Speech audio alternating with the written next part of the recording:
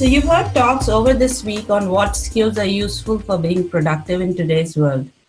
So as recently as 20 to 25 years ago, the basic skills were listed as reading, writing, and arithmetic. Sometimes these were also known as the 3 R's. In the last few years, a new skill has been added to this list, programming. Basically, any and every task involves some kind of programming skill. And this is not just the traditional job of being a computer programmer. Every field asks for some level of programming, whether it's working at a lathe in a machine shop or creating the interface for a ticket booking system. Programs may be as complicated as the code that launches a rocket or as simple as the formulas in a Microsoft Excel spreadsheet. So by learning how to write programs, an individual can have better employment opportunities, and they will also improve their analytical and problem-solving skills. A program is essentially a set of instructions that we give to the computer to solve a problem. So by learning to write a program, we are also learning how to solve problems. With screen readers and keyboard shortcuts, people with visual impairments can be very successful at creating programs. So once a person has a good foundation in learning one programming language, it can very easily learn other languages. It flows very naturally.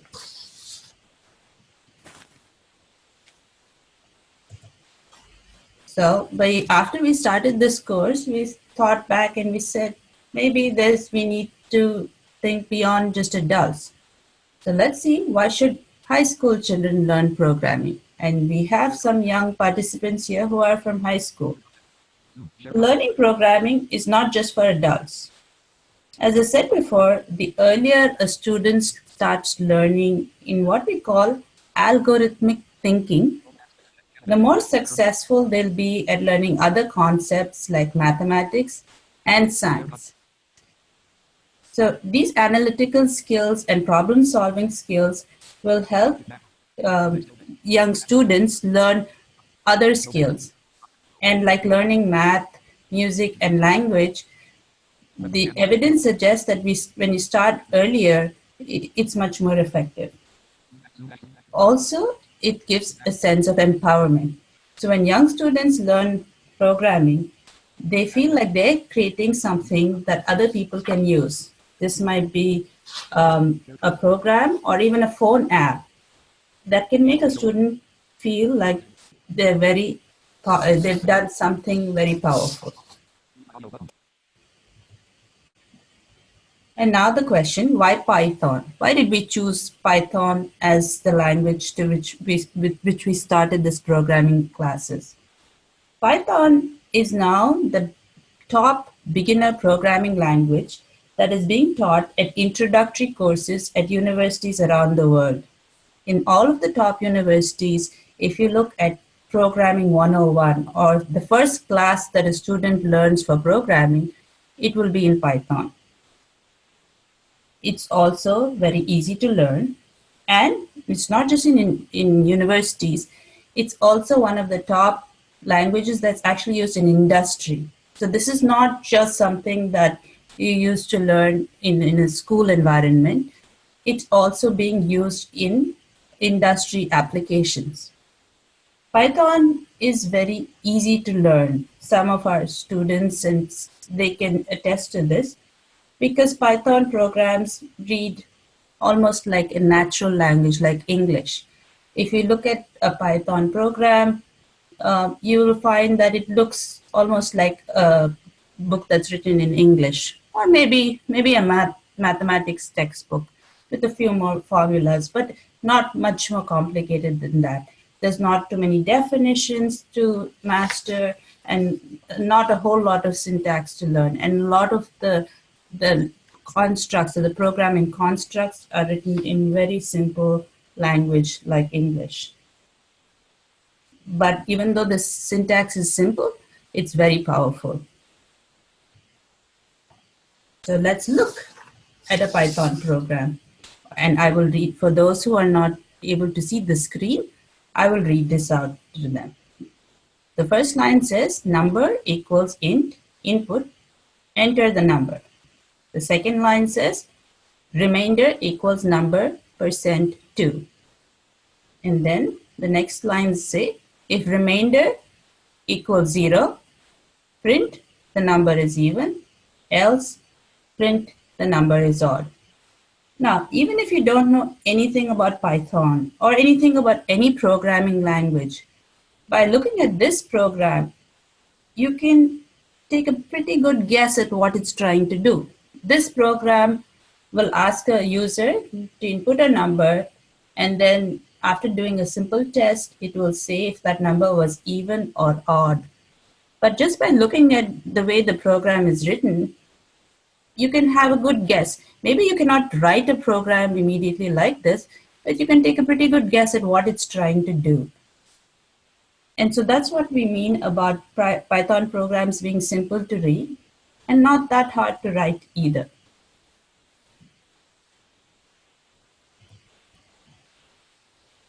So now let's look at what we have done at VisionAid in our Python programming classes. Over the past 2 years, we've evolved our Python course offerings as we continuously get feedback from teachers and students about what has worked well and what areas need improving. Our main course is based on the Coursera class called Python for Everybody, and it uses material created by Dr. Charles Severin. You might have heard about this class when Sonal did her session on MOOCs a couple of days back.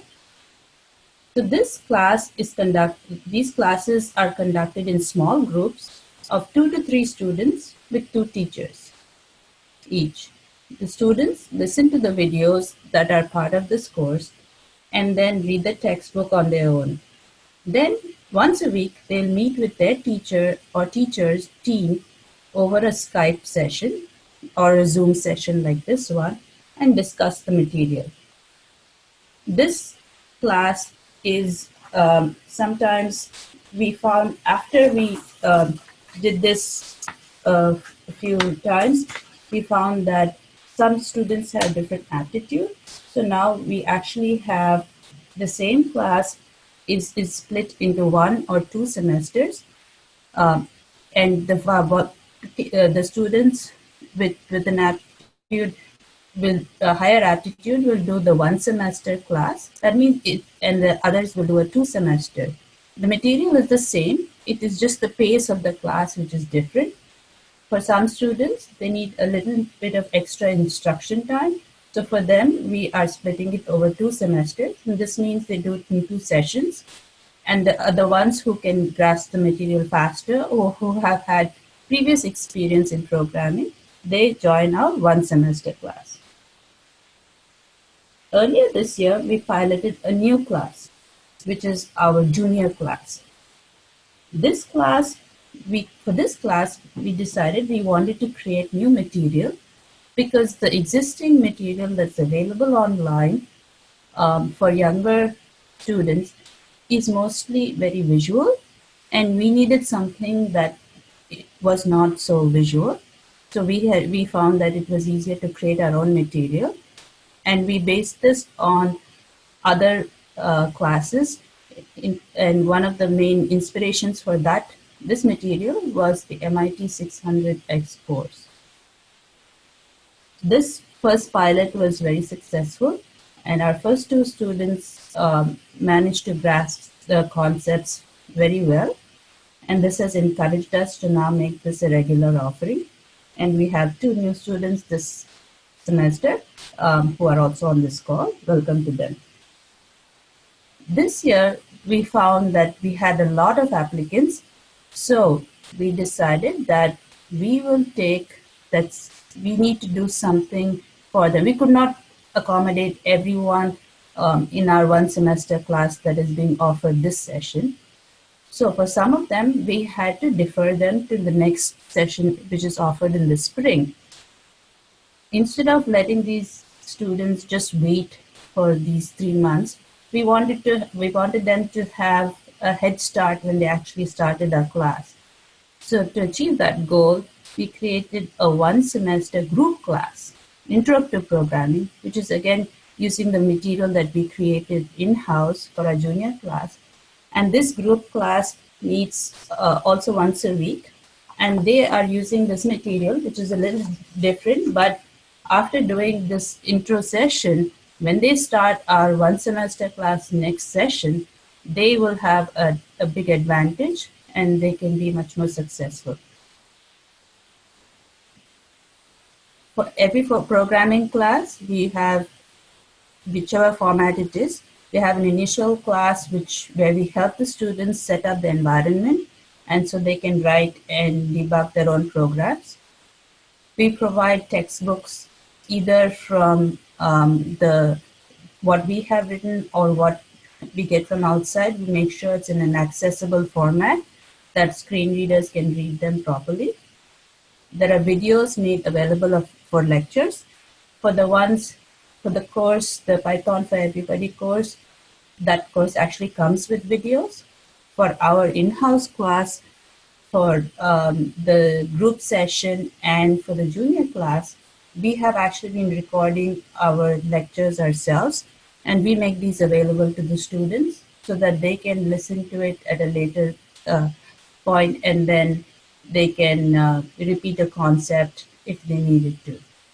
Weekly classes are conducted over Skype or Zoom with the teachers, and homeworks and projects are assigned and graded by the teachers. Our program has worked very, very successfully over the past 2 years. In fact, the biggest challenge we face is what is happening right now in Vizag, with the Vizag Center, which is power cuts. This is the biggest problem our students face.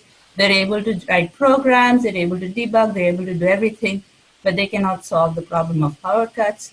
And maybe at some point we can try and see, maybe these students that we train will become programmers for the electricity board, and they'll figure out how to write software to solve electricity problem in India. So that's as much as we have about our programming class. And if people have questions, I will be happy to answer.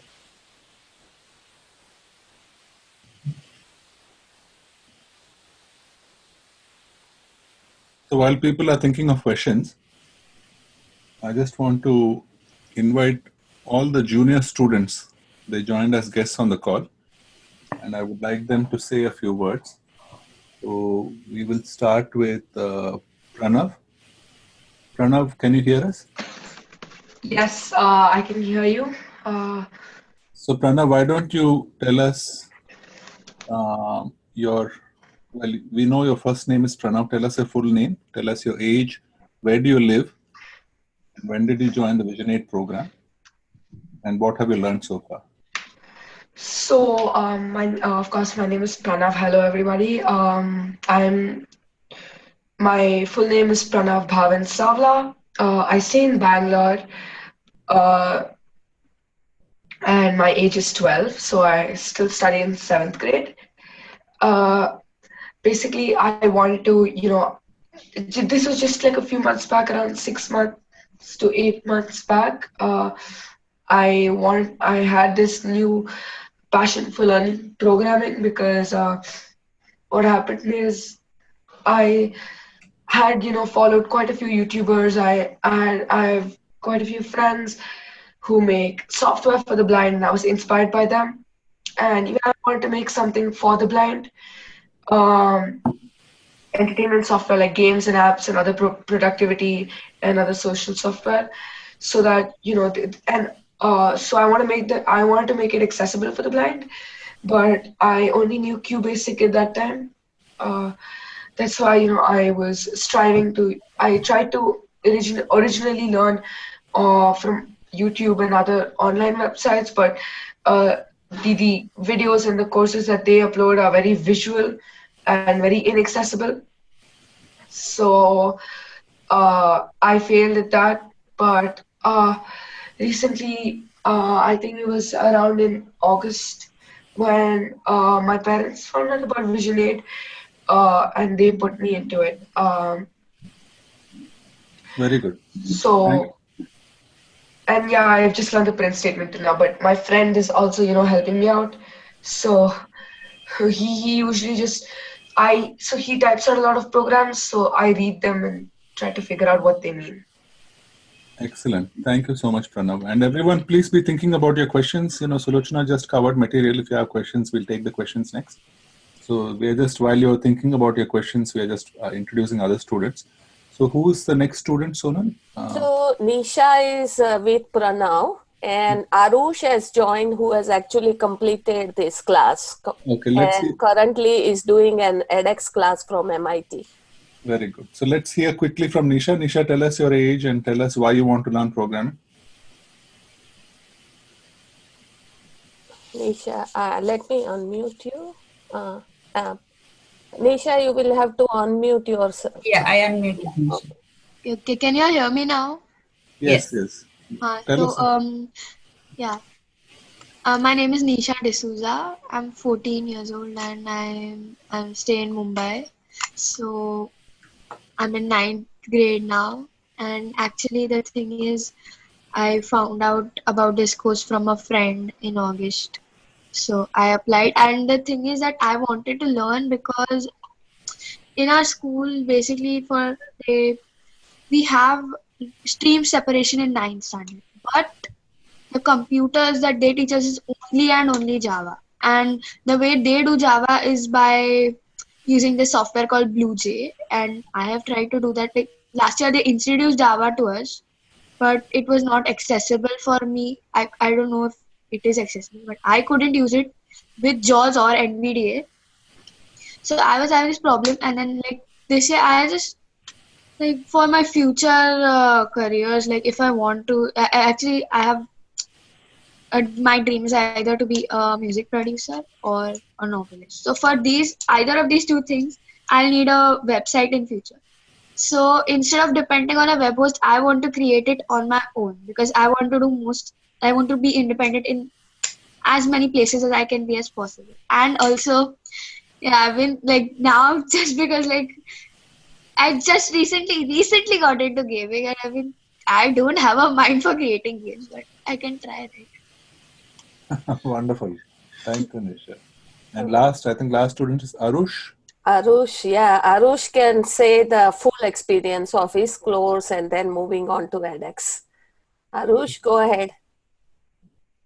Tell us your full name, where do you live, your age, and then a little bit about programming. Lochan, we need to unmute him. I'm trying to unmute him, but and I don't think he's connected his microphone.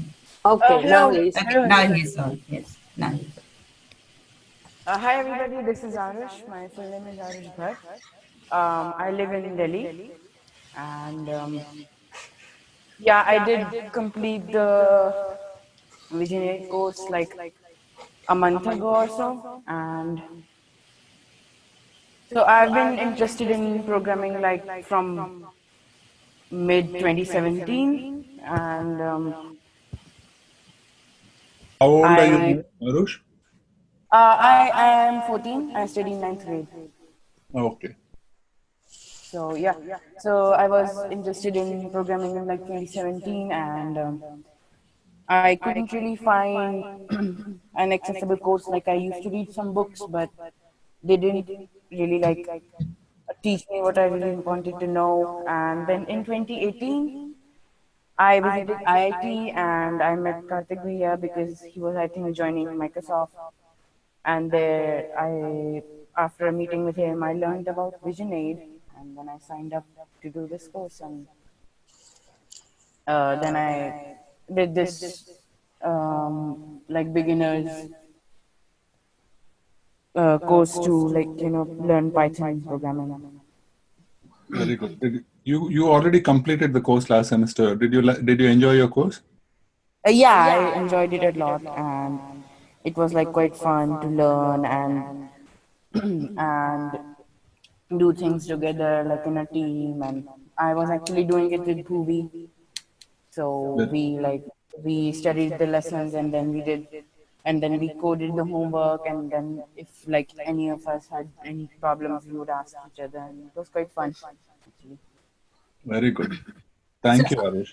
So Arush, do you feel confident you can write a good, nice program now in Python?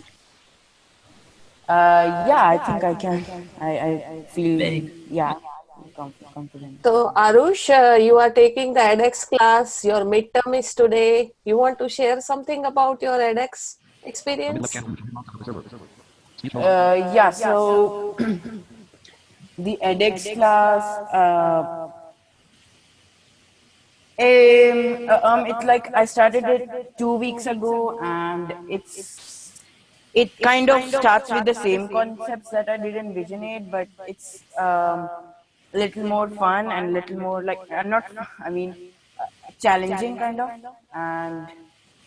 and like it's fun to deal with the really tricky problems, and it's also not self-paced, so that kind of helps me because I wasn't good at time management from the start, and this thing is really helping me to kind of do that because this is time bound and I have to like study the lessons and do the assignments. So we study the assignments on our own, then we discuss the doubts on Saturday, and or like we have our own WhatsApp group. There also we discuss some doubts, and then we do the problem exercises and the finger exercises, and yeah. And I'm having the midterm exam. It's like after 3 units. 3 units were completed like yesterday, and I'll be having my midterm exam today, and yeah. Very good. Thank you so much, Arush. So I want to mention that Sulochna, in addition to Sulochna designing the material, Sonal Patel has been teaching this material, so she developed a lot of experience in how to teach it. Also, Mrs. Pushpalata in Vizag, she has been acting as an assistant teacher. So people in Vizag, if you have questions about the junior course, you can talk with her also. So now we'll open it up for questions. So Sulochna covered the material. So does anyone have any questions about the program and material covered by Sulochna? And let's start with the people in Vizag. Anyone in Vizag have any questions? Yes, sir. Venkatesh wants to ask. Go ahead. I'm from Venkatesh from Madurai. Hello, Yes. sir. Can you hear? Yes. Sir, I'm learning also C sharp. So what is the difference between C sharp and Python? So which one is the best for visual impaired persons? Hello. Yes. Hi. So the C sharp is a different language. Now Python is easier to learn, but C sharp is some particular applications use it. Sometimes it's used actually a lot while developing apps. I think even for both iPhone and Android, some of the earlier environments were using C sharp.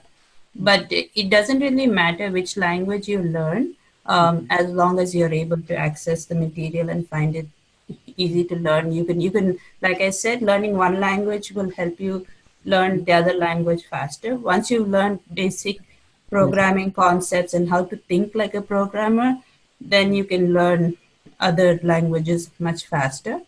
Some use a few advanced concepts like object-oriented programming, etc. But even before you get that, you have to have a strong foundation in learning in the basic concepts of writing programs, how to manage data structures, how to create an algorithm. Algorithm is like a recipe for writing for doing a task. So if you have to learn how to write a good algorithm and how to make this algorithm efficient. That is, it should use less time and it should use less computer memory. So it should work faster and not take up too much memory on your device or on your computer. And if you can do that, then you can create a program that is good. Okay. So it doesn't. So the language is not too important. Which language you learn first. Once you learn one language well, you can learn any language easily. Okay. Thank you. Okay. Thank you. Good question, Venkatesh. Any other questions from Vizag? Okay. May I add a comment? Go ahead, Sona. Yeah, thank you very much, Sulochna. It was wonderful introduction. And to those in Vizag, remember I mentioned about this Vision 8 class and Sulochna indicated that. but we did not go to that class, or I did not talk a whole lot about that class. But if you are interested in checking out that, when you get your slides, there is a link from my presentation to that class. So you can sign up for another MOOC Coursera and can join that class, and you can even join in the audit mode and check out the material there and just enjoy and see how you feel. Okay. Thank you, Sonal. Yeah. Yeah, we'll share the material. Now we'll go online and ask for any questions online from folks online. So it's an open mic. Just introduce your name, where you're from, and please ask your question if you have questions.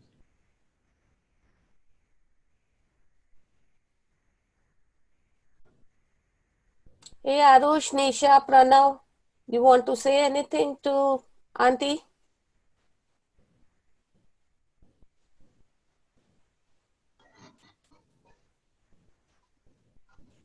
Ma'am, one more question from Venkatesh. Hello, Yes. ma'am. Yeah, Yes. go ahead. Ma'am, one question. How to identify the mathematical science, ma'am, visually impaired persons? Science in the Python languages, mathematical science. How to identify? You mean how? Mathematical symbols. Yes. So Yeah. you want to be able to, with using a screen reader or? Screen reader, ma'am. Yeah, NVIDIA screen reader. Yeah, so you have to. So the NVIDIA screen reader should be able to tell you which mathematical sign it's reading. It's a square root and another all the scientific calculator symbols. Yeah, in So, fact, Yeah. Lochin, if you don't mind, I'll introduce Balaji and Bhargav. I think. okay, sure. Yeah. So we have two experts in our team. Balaji and Bhargav both are expert programmers. Both live in Bangalore, so they are part of our teaching team. So, Balaji, do you want to answer that? I mean, can you answer the question? Did you hear the question?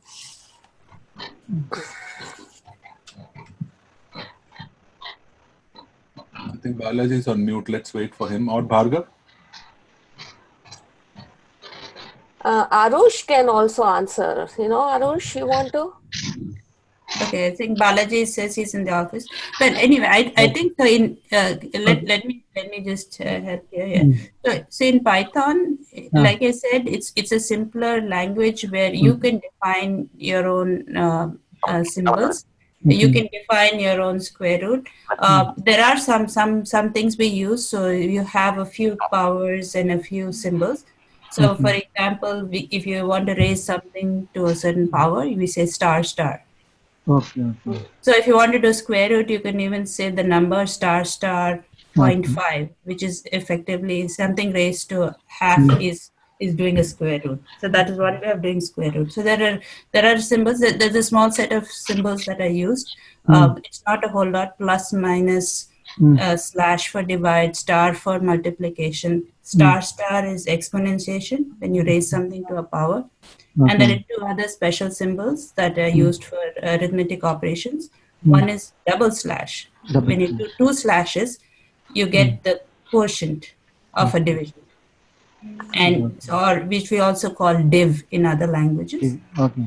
So the two slashes is a quotient or div, and a percent sign is used for the remainder, which is also called mod in other languages.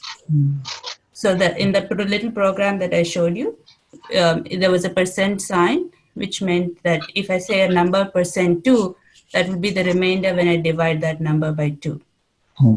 And so that way, so so that's why we said if number %2 is 0, then it's an even number, because that means I've divided the number by 2 and I have a remainder 0. And if I say number %2 is 1, I mean, it can't be more than, it's either 0 or 1. If it's 1, then it's odd. So percent is used for mod. So these are most of the mathematical symbols that I use in Python, not much more than this. Can I add something to this? Yeah, if anybody is doing more advanced classes which involve a lot of math, like machine learning or even C# and you are doing application development, so there are many people in groups around the world working on making math accessible, and one of the language where now advanced math is written is called MathML, and MathML is very accessible to all the popular screen reader. So nowadays, if you take a class on edX, claims that they are making most of the math material accessible because in the base they are using MathML and a version of MathML. And if anybody is interested learning more about how math is being accessible and what people are doing around the world to make this possible, there was a very interesting talk on iSTEM webinar that happens, that is aired on Radio Udan also, and there are recordings available. So I will share that with Pushpalata, who can give it to you afterwards. But there is going to be a conference next month at IIT Delhi, where they are going to discuss about all these, how to make math accessible, and some people from Japan who have done really great work in making math accessible, for those who want to study higher level math. So all those people would be there, and a lot of work is happening, and MIT is also doing great work in making math accessible for everybody, and especially for screen reader. Okay, thank you, ma'am. Please tell me. Thank you so much. So last 15 minutes, I just want to keep it for general feedback. So we have another maybe 5 minutes for any programming questions or comments.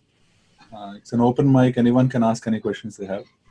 And then we'll just go into the closing part of the session. Hi, this is Shamali. Go ahead. I have a question. So now, my friend in my school, one day he came over to my house, and he also knows Python and Java. Mm-hmm. So he was showing me a few scripts that he had written in Python and Java, and this was very early. I think it was around I don't know, 2 days back, or 2 or 3 days back. And so I know a few commands in programming because I've done a little in school. And when I read both scripts, I felt both of them were similar. But then my friend told me they're different. But I'm not getting what are the major differences between Python and Java. I mean, I'm not able to understand. Both scripts are when I read them, they are similar to me. I'll give you a very quick answer, and then Lochan and Sonal can add to it. One of the main differences is that Java is an object-oriented language, and Python is not. So that is one big difference. And another difference is that, in Java, you basically... actually, why don't I let Lochan and Sonal answer Okay. That? Yeah, I'll take that. It's a small correction. It's not both you can write object-oriented programs in Python too. So no, it's a slightly different difference. So Python is an interpreted language, which means that every line is self-contained, and there is no, you don't compile it into object code and then read it. So the Python interpreter will read every line and execute it. So it goes line by line, and it executes as it is read. Now, so it's a higher level of abstraction. So you don't write machine level instructions. It's a higher level abstraction. Java is a compiled language. It can also be interpreted, but when you see it in your code, but then you can compile it into machine code. So it's a lower level. It's not abstracted. So some of the differences you'll see, even just when you look at it in a quick glance, you will see variables being defined, types being defined, and so on. So there's a lot more definitions that you'll see in a Java program at a quick glance, versus in a Python, you will just say x equals 5, but in Java you will have to say what is x? Is it an integer?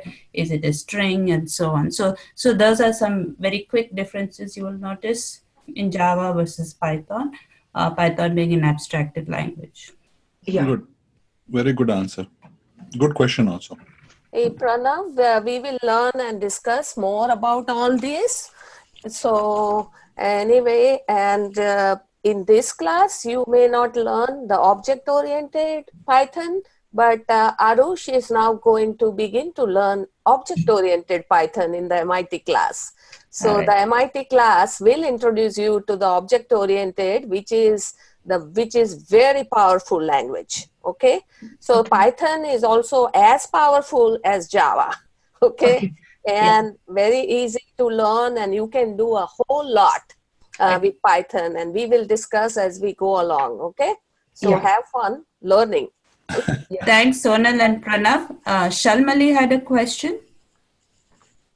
Yeah, hi, Shalvali here. Thank you for this excellent talk. It's very informative session and also inspirational that like it also encourages to take programming languages to school kids with whom I'm working.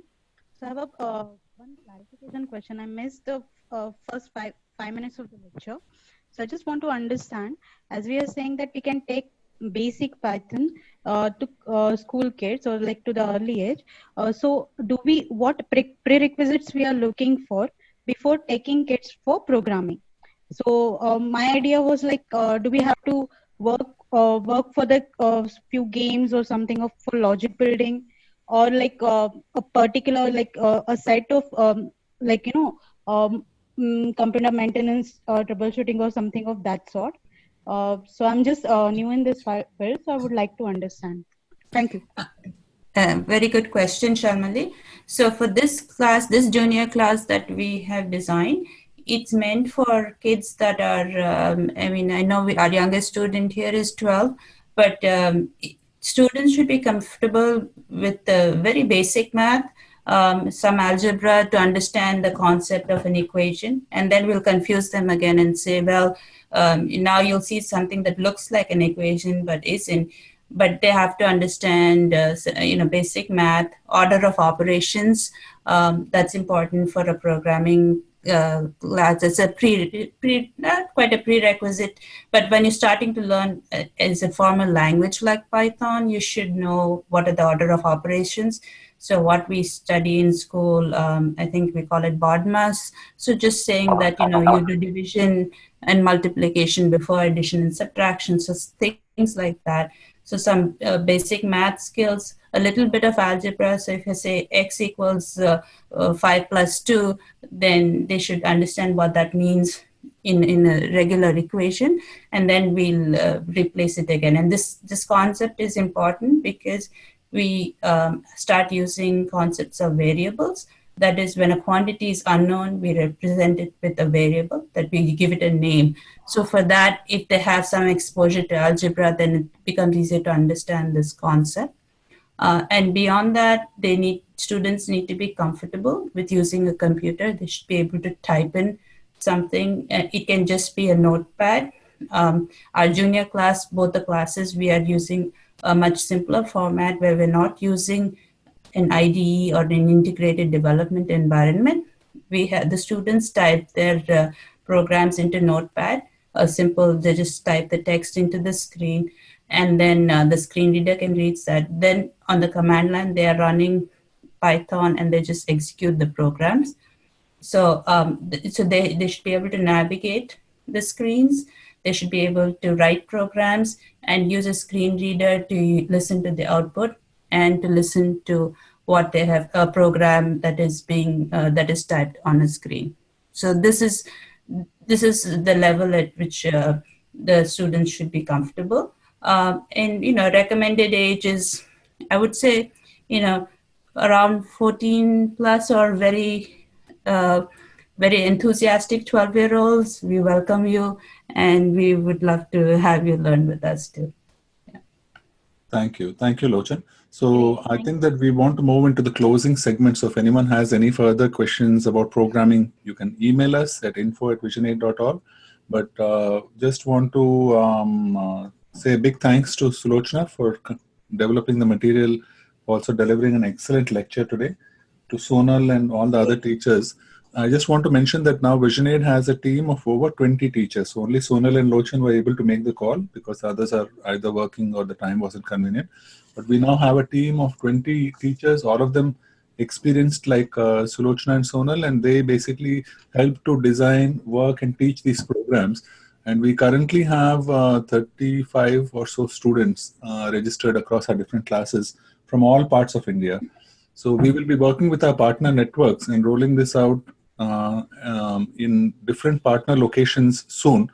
And the classes will be run either online or in a school setting, depending on the partner's needs. So this will be coming over the next 1 year. We are actually going to be rolling out programming classes into our entire partner network. So just you can stay tuned for that.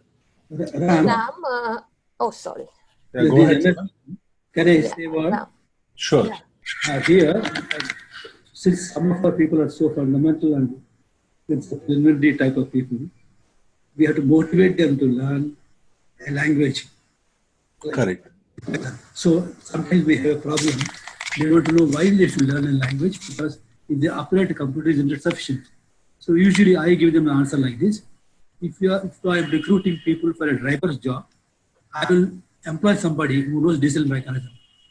If suppose I am employing somebody, an electrician, air conditioning mechanic, I will employ somebody who also knows electrician. So this like a thing, the additional qualification of the programming gives insight into the computer and makes them much more employable. So that's how usually we motivate people like that. Correct. No, that's a good point. As Sulochana mentioned that basically once you learn programming, it also helps your logical thinking and so on. So I think learning programming is useful for everyone. But we also have to recognize that programming is not for everyone. So not every student who comes to a VisionAid center is ready for programming. So they go through some initial aptitude screening, and we try to make a determination based on that, which students will succeed and which ones, will go into which levels. So over the, like we have now run this course, I think this is the 6th time we are running it. We have learned from the experience as to which students will succeed in what course. So we do an initial placement test, we do an aptitude screening, and then place them in the appropriate levels. So we have an advanced course which can run for 6 months, or I would say 1 semester. And we have a basic course which Sulochana covered today, which can run for any duration depending on the setting. So that is important. That I think that most students will fit into some level, but some students may not. So we should have a good screening process upfront to make a determination of which students qualify for which programming course. I want to add something about Python that everybody will smile and will be happy to hear is the screen reader NVIDIA is written entirely in Python. Right. And this was developed by 2 blind developers. Okay. And they started this company NVIDIA. So you can imagine what you can do with Python. Correct. Good point. So the entire NVIDIA software was written in Python. So that's a good thing to remember.